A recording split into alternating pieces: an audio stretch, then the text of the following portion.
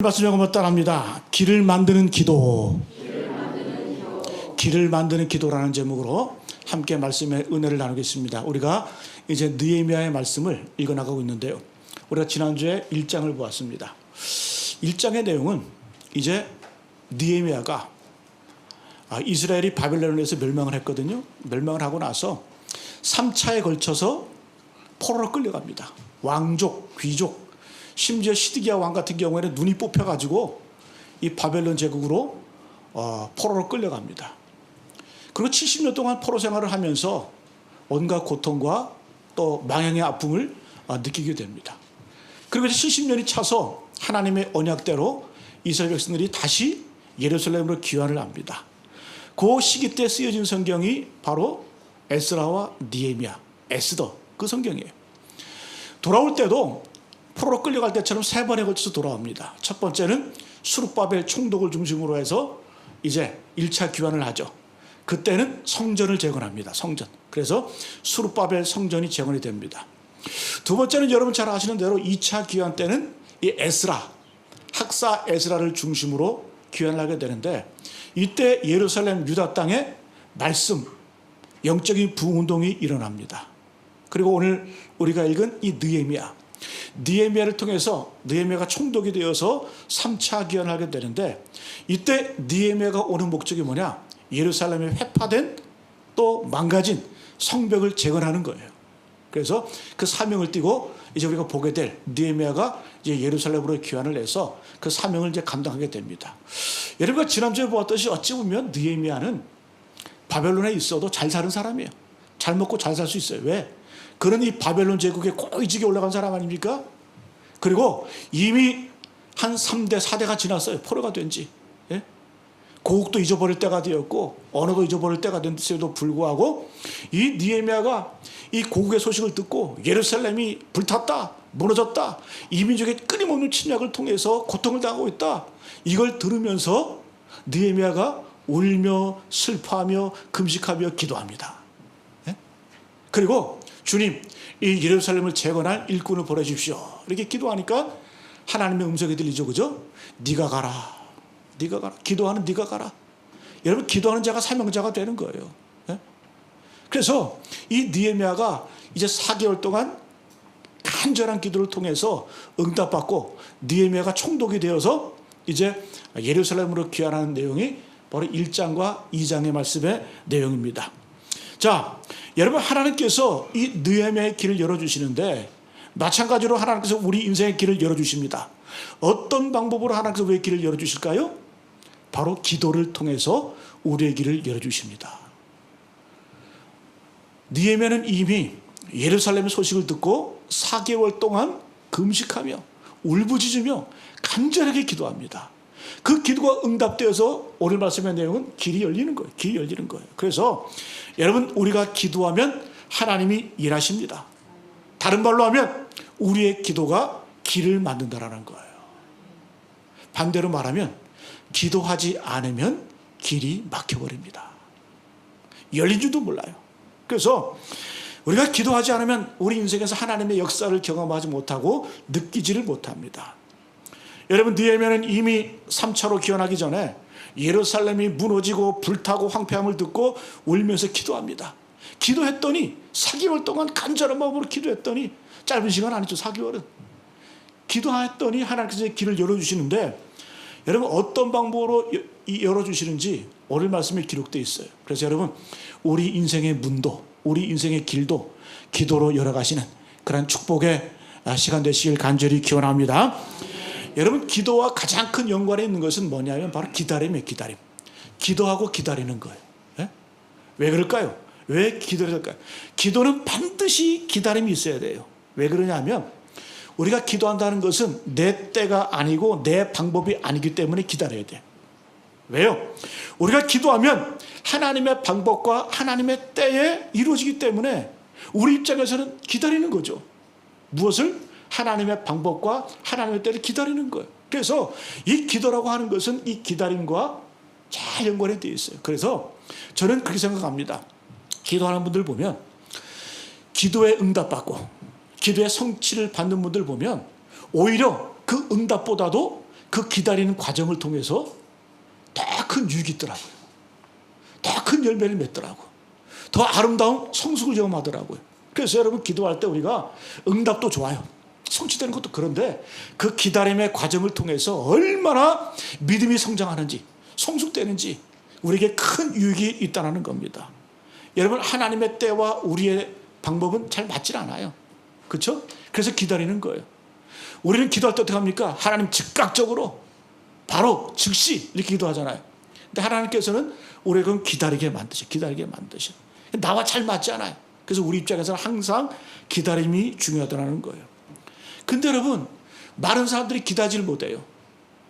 기도하고 기다려야 되는데 기다리지 못한단 말이에요. 그럼 기다리지 못할 때에 나타나는 행동이 뭘까요? 기도의 응답을 내가 만들려고 그래. 기다리지 못하고. 그죠? 인내하지 못하고.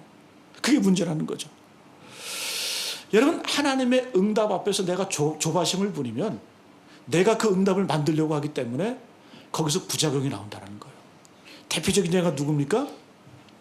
아브라함이죠. 아브라함. 하나님께서 아브라함에게 약속하셨어요. 75세에 내게 아들이 있을 것이다. 근데 하나님께서는 10년이 지나도 20년이 지나도 응답이 없는 거예요. 그때 아브라함이 한 행동이 뭡니까? 믿음의 조상이라고 다 잘한 거 아니에요. 아브라함이 10년 정도 지났을 때 한 게 뭐냐 하면 인간적인 방법을 써. 내가 응답을 만들어 보려고 그래. 그게 누구예요?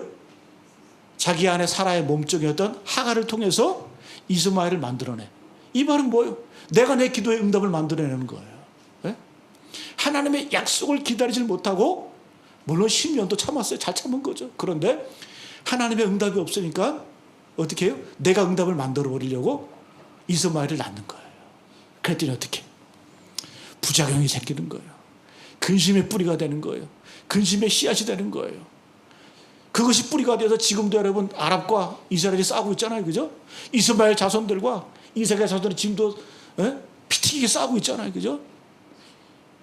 그러니까 여러분 응답을 기다리지 못하고 하나님의 때를 기다리지 못하고 하나님의 방법을 신뢰하지 못하고 내가 응답을 만들려고 하면 반드시 인생에 부작용이 생기고 근심이 쌓인단 말이에요. 그것이 여러분 기다림의 소중함을 우리에게 그래서 그런 말 많이 하잖아요. 기다리면 이삭 되고 서두르면 이스마엘 된다. 근심거리가 된다는 거예요. 그래서 이 기다림의 과정이 얼마나 우리에게 큰 유익을 주는지는 모르겠어요. 여러분 하나님은 길을 만드십니다. 하나님은 길을 만드시는 분이에요. 제가 예전에 참 좋아했던 찬양 가운데 돈 모엔 나의 가는 길 주님 인도하시니 그는 보이지 않아도 날 위해 일하시네. 예? 영어로도 참 찬양 많이 했어요. God will make a way. 예? We cannot see it. He will make a way. 하면서 얼마나 참 좋은 찬양인지 몰라요. 그러니까 우리가 기도할 때 하나님께서 뭐래요? 길을 만들어주시는 거예요. 여러분 오늘 한번 보세요. 하나님께서 어떻게 길을 만들어 가시는지. 얼마나 니에미아의 삶 가운데 하나님께서 길을 만드시는 방법이 오묘하고 참 구체적이고 얼마나 우리에게 감동이 되는지. 여러분 하나님 어떤 분이세요? 저를 보세요. 하나님 어떤 분이시라고요? 길을 만드시는 분이세요. 길을 만드시는 분. 광야는 길이 없는 곳이잖아요. 그 광야에 길을 내시고 이사야의 고백을 보면 사막에는 물이 없는 곳이잖아요. 사막에서 물을 내시고 그런 분이 하나님이세요. 오늘 여러분 길을 어떻게 만들어가는지 저와 함께 은혜를 나누시길 간절히 축복합니다. 자, 첫 번째 하나님께서는 자리를 이동시키신다. 하나님의 길을 만드는 방법 구체적이에요. 상당히 구체적이에요. 어떻게 만드시냐? 느헤미야의 자리를 옮겨 자리를 이동시키셔요. 우리가 지난주에 읽은 1장 한번 볼까요? 1장 11절 말씀 제가 읽어드릴게요. 1장 11절 주여 구하오니 귀를 기울이사 종의 기도와 주의 이름을 경외하기를 기뻐하는 종들의 기도를 들으시고 오늘 종이 형통하여 이 사람 앞에서 은혜를 잊게 하옵소서 하였나니 기도했다는 얘기죠. 간절히 기도한 얘기죠. 그랬더니 그때 내가 왕의 술관원이 되었느니라. 기도했더니 여러분 이 말은 뭐냐? 원문을 보게 되면 원래 술관원이었던 것이 아니라 다른 직책이 있었는데 하나님께서 내가 기도했더니 자리를 옮겨주신 거예요. 뭘로? 왕의 술관원으로 새롭게 보직을 이동시켜 주셨다는 얘기예요. 이게 하나님 일하시는 방법이에요. 우리가 기도하면 하나님이 길을 열어주시는데 하나님께서 어떻게 해요? 가장 적당한 곳으로 그 일을 성취하기 위해서 내 자리를 옮겨주신다는 거예요. 이게 하나님의 역사예요. 하나님의 역사예요. 여러분, 왕의 술관은 어떤 자리예요?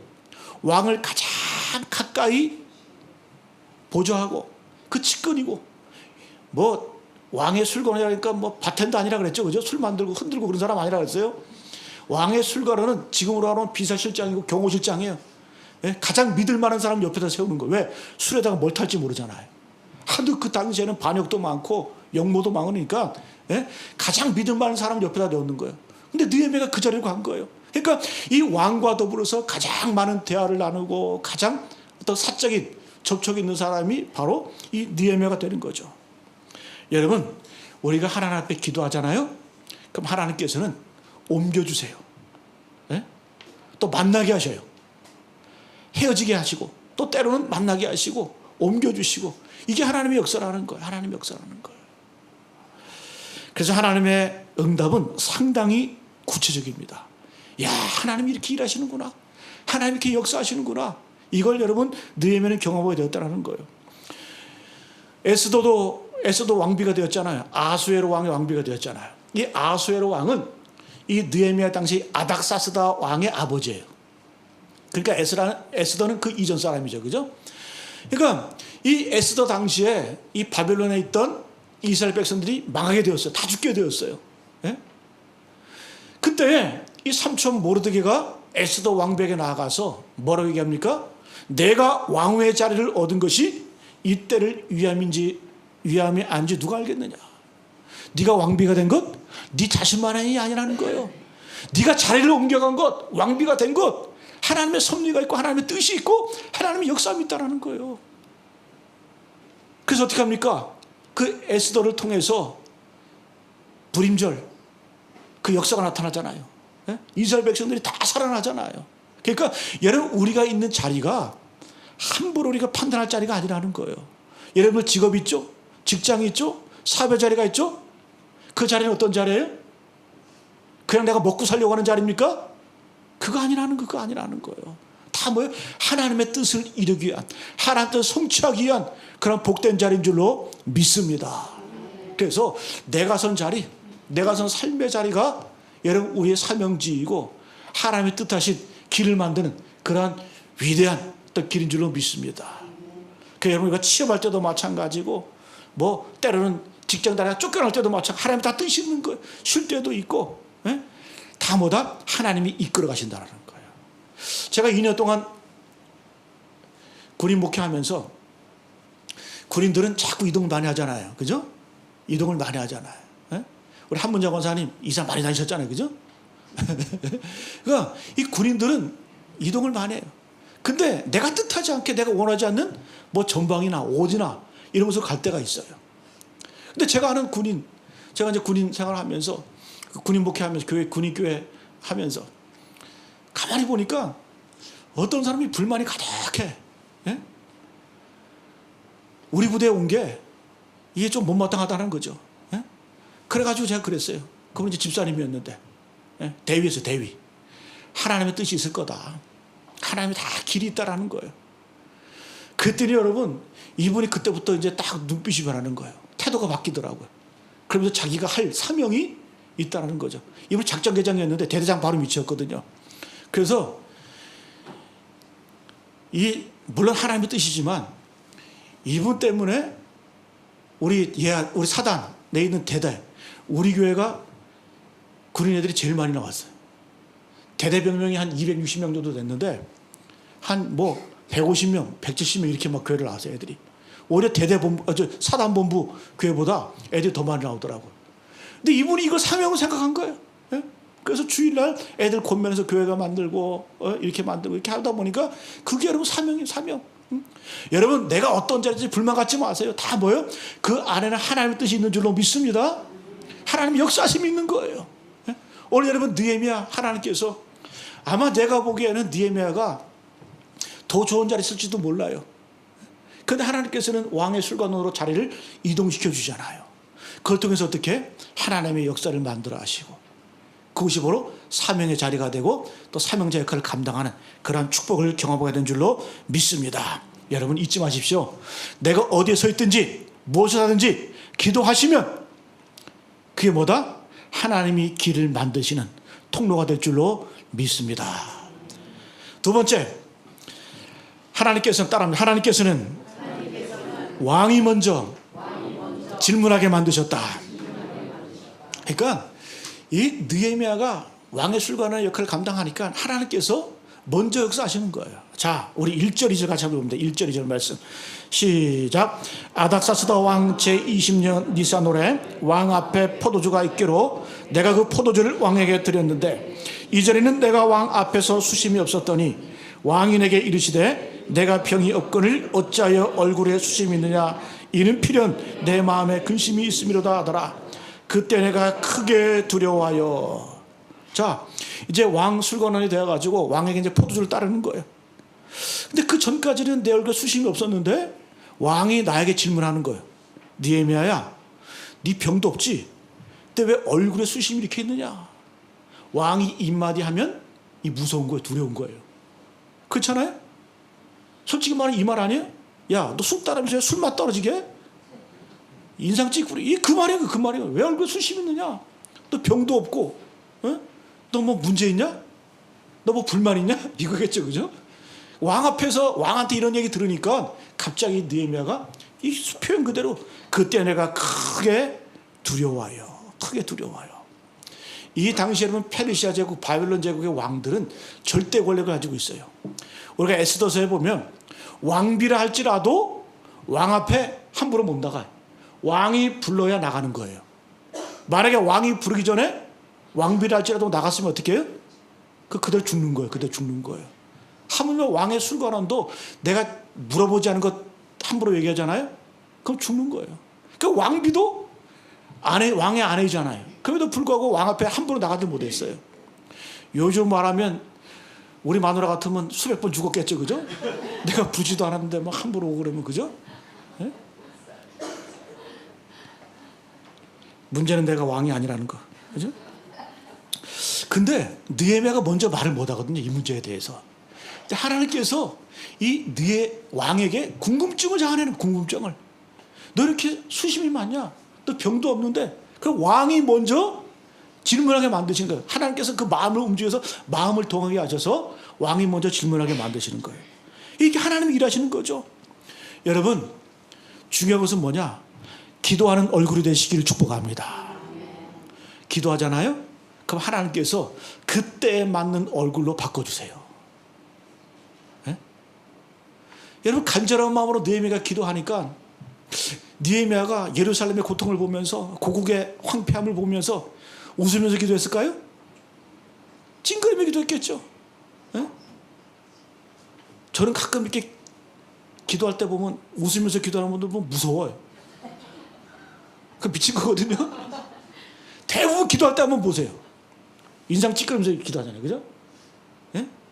그러니까 이 기도야 느헤미야가 간절한 마음으로 금식하면서 기도하니까 얼굴이 그렇게 변한 거예요. 얼굴이 나도 모르게 변한 거예요. 쇼하려고 한 게 아니라 그게 변한 거예요. 그 왕이 쳐다보니까 예전 같지 않거든. 너 근심 있냐? 너 수심 있냐? 네 소원 한번 말해봐. 내가 한번 들어줄게. 이렇게 얘기를 하는 거예요. 이렇게. 그러니까 왕이 먼저 질문하는 거죠. 여러분, 이건 준비해서가 아니라 기도했더니 하나님께서 먼저 일을 행하시는 거예요. 먼저 앞서서 하나님께서 일을 하시는 거예요. 왕이 이렇게 질문하니까 두려운 마음으로 이제 느헤미야가 대답을 하죠.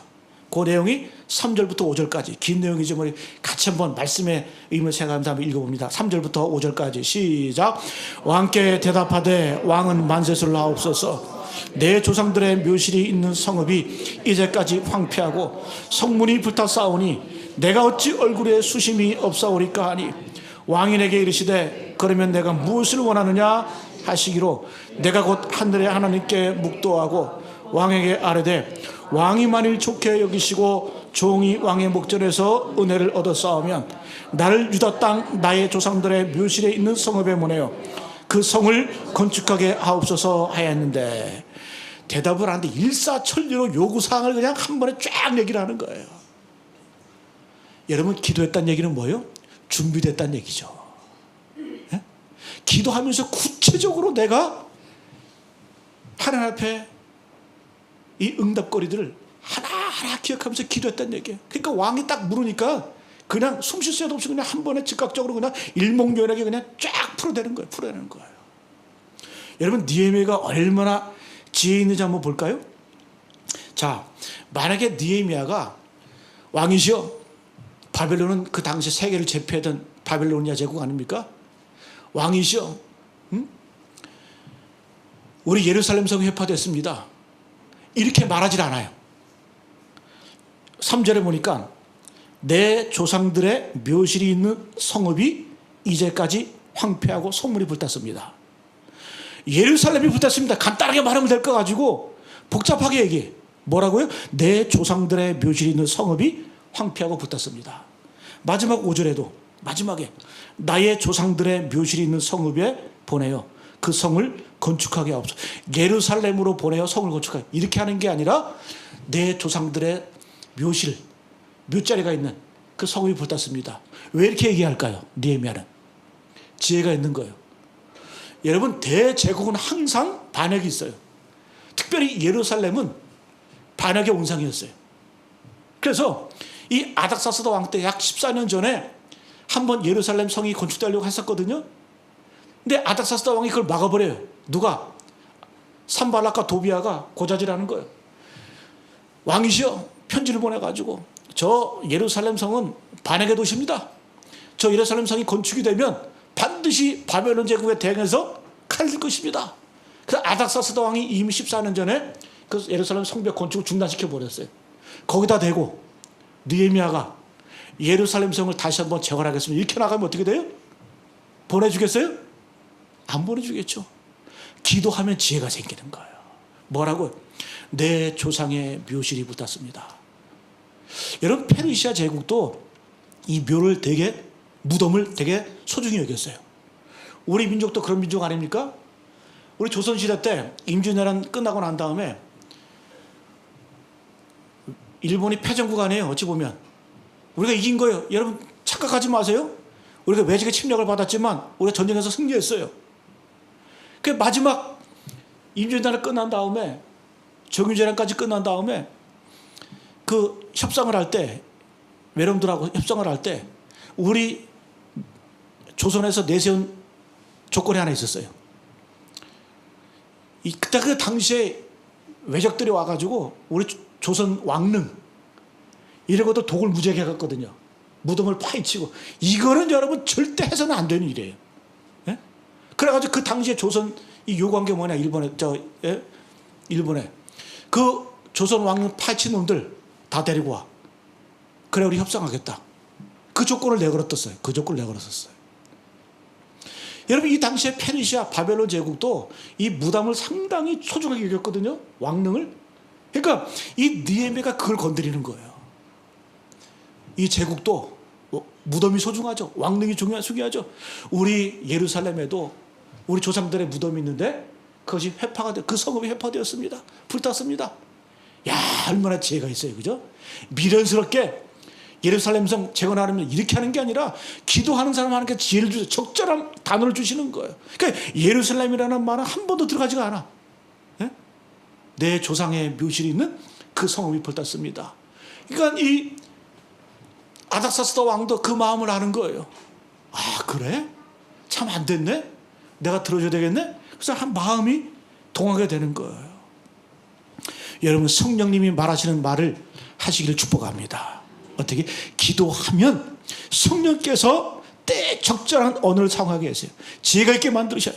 예? 여러분, 미련스럽게 말하는 사람은 기도 안 하는 거예요. 예?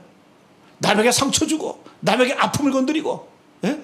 상처를 두수세는 그런 말은 하는 사람 대부분 기도 안 하는 사람들이에요. 예? 여러분, 기도하면 하나님께서 언어의 지혜를 주시거든요. 쓸데없는 말을 하지 않게 만드셔요. 기도하십시오. 기도하십시오. 누가복음 12장 12절 말씀, 마땅히 할 말을 성령이 곧 그때 너에게 가르치시리라. 하나님께서 성령께서 가르쳐 주신다는 거예요. 근데 여러분, 이미 느헤미야는 기도하면서 꿈을 꿨어요. 이미 다 설계가 되는 거 기도하면서. 자, 이런 말이 있습니다. 가난하면 꿈을 꾼다는 말. 가난하면 꿈을 꾼다. 한번 따라해 볼까요? 가난하면 꿈을 꾼다. 가난하면 꿈을 꾸게 돼 있어요. 예를 들어 볼까요? 우리가 어떤 거를 원할 때 금방 돈을 주고 사버리면 그거에 대해서 잘 몰라. 그런데 내가 자동차를 산다고 생각하면 내가 어떤 자동차가 너무 좋아. 너무 사고 싶어. 그러면 지금 당장 돈이 없어. 살 돈이 없어. 그러면 그 사고 싶은 마음에 이 사람은 꿈을 꾸는 거예요. 그죠? 제가 그래 봤어요. 뭔가 갖고 싶은 게 있어. 지금 뭐 갖고 싶은 것도 없지만. 네? 근데 너무 갖고 싶은 게 있어. 그러면 그것에서 막 꿈을 꿔. 살 능력은 안 되지만. 그죠? 꿈을 꾸면서 어떻게? 그거에 대해서 자세히 알아봐. 그죠? 자동차라고 예를 들면, 아, 몇 기통이고, 몇 cc고, 예? 옵션은 뭐고, 이게 달려있고, 저게 달려있고, 이게 있고, 예? 예? 그러면서 그거에 대한 전문가가 돼. 그죠? 여러분, 느헤미야는 자기가 할 능력이 없잖아요.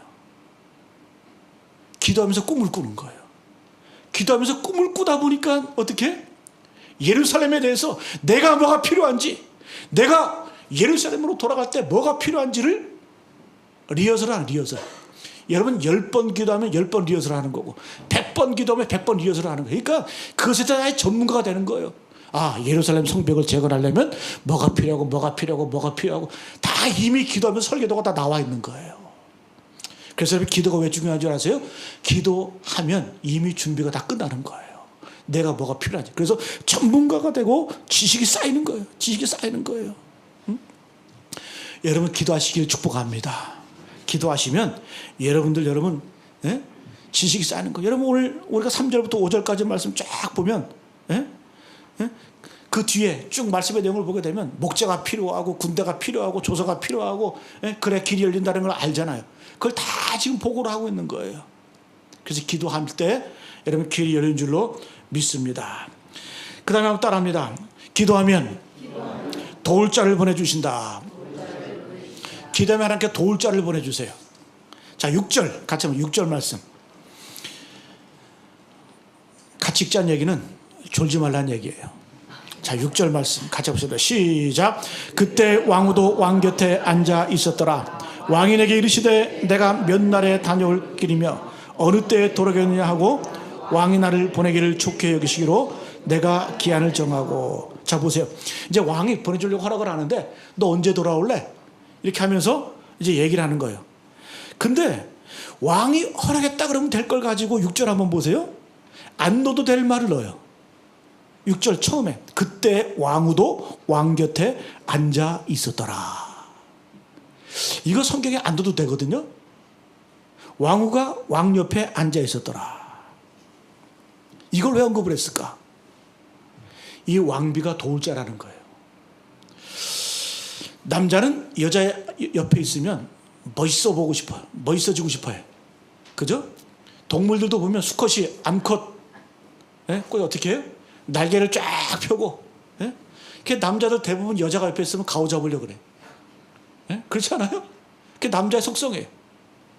여러분 왕비가 옆에 앉아 있으니까 이 왕이 우호적으로 변하는 거예요. 그렇죠? 그 왕비가 옆에서 그랬겠죠? 느헤미야 불쌍합니다. 왕의 묘가 예루살렘 자기 조상들의 묘가 불탔대요. 무너졌대. 그 성이 무너졌대요. 옆에서 막 그냥 이렇게 했겠죠. 그죠? 그 어떻게 해요? 그 앞에서 왕이 그냥 거절해버리면 속된 말로 가오가 안 잡히잖아. 그래 내가 들어주마. 너그러워지고 안 된다는 말을 못하는 거예요. 관대해지는 거예요. 저는 이 말씀 준비하면서 여기 은혜 제일 많이 받았어요. 그때 왕후도 왕 곁에 앉아 있었더라. 하나님이 참 사소한 것도 다 신경 써주시는구나. 네? 아니 성경에 이게 들어갈 이유가 없잖아요. 그죠? 근데 왜 굳이 그때 왕후도 왕 곁에 앉아 있었더라? 왜 그랬을까? 하나님께서 역사하시는 거예요. 하나님께서 이렇게 사소한 부분까지도 터치해 주시고 마음을 움직이고 역사하시는 거. 여러분 이거 경험해 보셨어요? 그래서 여러분 기도가 쌓이다 보면, 기도의 능력을 경험하다 보면 기도가 나온 게 아니라 감탄이 나와. 기도가 바뀌어버려. 기도가 나온 게 감탄이 나와. 감탄이 나와. 야, 하나님이 이렇게 역사하시고 이렇게 일하시는구나. 여러분 기도하시기를 축복합니다. 네? 그래서 여러분 7절 9절 쭉 보니까 허락하고 허락하고 허락했다. 관대해졌잖아요. 관대해졌잖아요. 마지막 한번 따라하면, 하나님께서는 역전을 만들어내신다. 기도는 역전을 만들어내요. 인생이 역전을 만들어내세요. 10절 같이 한번 10절 말씀 시작. 호른 사람 산발락과 종이었던 암몬 사람 도비아가 이스라엘 자손을 흥황하게 하려는 사람이 왔다함을 듣고 심히 근심하더라. 호른 사람 산발락, 암몬 사람 도비아, 이 사람들은 대표적으로 유다의 원수예요. 이스라엘 백성들의 원수예요. 예? 이간질하고. 그랬더니 이제 막 느헤미야가 기도했더니 모든 것들이 막 일사천리로 진행되거든요. 왕이 조서를 내리는 거예요. 제국. 그 당시에 제국을 총독들을 세워가지고 다스렸잖아요. 그죠? 이 바벨론 황제 제국의 왕이 총독들에게 다 가는 길에 조서를 내려가지고 길을 열어라. 그리고 이 성을 짓기 위한 목재, 예? 그 당시에 제국의 그 살림을 담당했던 이 아삽이라는 사람을 시켜가지고 네 목재를 다 준비해놔라. 속재 다 준비해놔라. 그리고 가는 길이 위험할 수 있으니까 이 제국의 군대를 동원을 해서 마병, 예? 호위병을 동원을 해서 이제 보호하면서 이제 예루살렘까지 딱 가는 거예요. 그랬더니 산발락과 도비아가 어떻게 해요? 이스라엘 자손을 흥황하게 하려는 사람이 왔다함을 듣고 심히 근심하더라. 누가? 산발락과 도비아가 근심과 두려움에 빠진 거예요. 원수가, 대적이 근심에 빠지는 거예요. 원래 두려움과 근심은 누구에게 있는 거예요? 유다 백성들에게 근심과 두려움이 있잖아요. 그런데 이제는 기도했더니 하나님께서 대적들을 두려워하고 근심하게 만들었다. 심히 근심하더라. 이 말은 뭐예요? 마음이 녹았다는 얘기예요. 마음이 녹고 이제 죽게 되었다. 두려웠다. 그리고 또 떨며 하는 그런 모습입니다. 여러분, 우리가 순종하고 기도하시면 하나님께 길을 여실 뿐만 아니라 우리 앞에 있는 대적을 떨게 만드시는 줄로 믿습니다. 근데 반대로 기도하지 않으면 대적들의 온갖 더럽고 지저분한 것들이 내게 덮어 씌워져요. 내가 두려워요. 여러분, 기도하지 않으면 예수 믿는 사람들 항상 두려워요. 항상 근심해. 항상 염려해. 내가 하나님의 백성이라 할지라도 기도하지 않으면 여러분, 대적들이 하는 짓을 내가 한단 말이에요. 원수들이 할 짓을 내가 한단 말이에요. 세상 사람들이 하는 것을 내가 한단 말이에요. 근심하고 두려워한다는 거예요. 여러분, 우리는 근심하고 두려워하는 존재가 아니에요. 기도로 길을 여는 존재들인 줄로 믿습니다. 나를 바라보고 우리의 인생을 바라보면서 대적들이 두려워하고 심히 근심해야 되지, 왜 우리가 근심합니까? 하나님의 자녀가. 네? 오늘 여러분, 우리가 기도하면 하나님께서 인생의 역전을 만들어 주신다는 거예요. 근심하게 만드시잖아요. 여러분, 느헤미야의 리더십의 핵심은 뭘까요? 우리 특별히 젊은 사람들은 느헤미야서를 많이 읽어야 돼요. 왜? 여기에는 진짜 리더십이 뭔지를 가르쳐주고 있어요. 네? 느헤미야 리더십의 핵심은 기도입니다. 기도. 우리가 기도할 때 하나님께서 길을 열어주시는 거예요. 오늘 여러분, 하나님의 역사가 얼마나 구체적입니까? 자리를 바꿔주세요. 꼭 필요한 자리로 가게 만드셔요. 그래서 내가 어떤 자리로 옮겨질 때에는 항상 하나님의 필요가 있고 사명이 있음을 명심하시기 바랍니다. 그리고 왕이 먼저 궁금하게 만들어서 질문하게 만들어요. 그리고 하나님께서 수월하게 일하게 만드세요. 나는 그냥 말할 것 준비만 하면 돼. 그리고 그 기다림을 통해서 하나님께서는 내 인생을 숙성시켜, 연단시켜. 그래서 기도 응답보다도 더 큰 하나님과의 동행하심을 경험하며 더 인생이 풍성해지는 거예요. 그리고 도울 자 왕비가 느닷없이 그 옆에 있네. 그리고 인생의 역전을 경험을 만드시라는 거예요. 여러분, 기도의 특권을 누리시기를 축복합니다. 기도하셔야 돼요. 기도하셔야 돼요.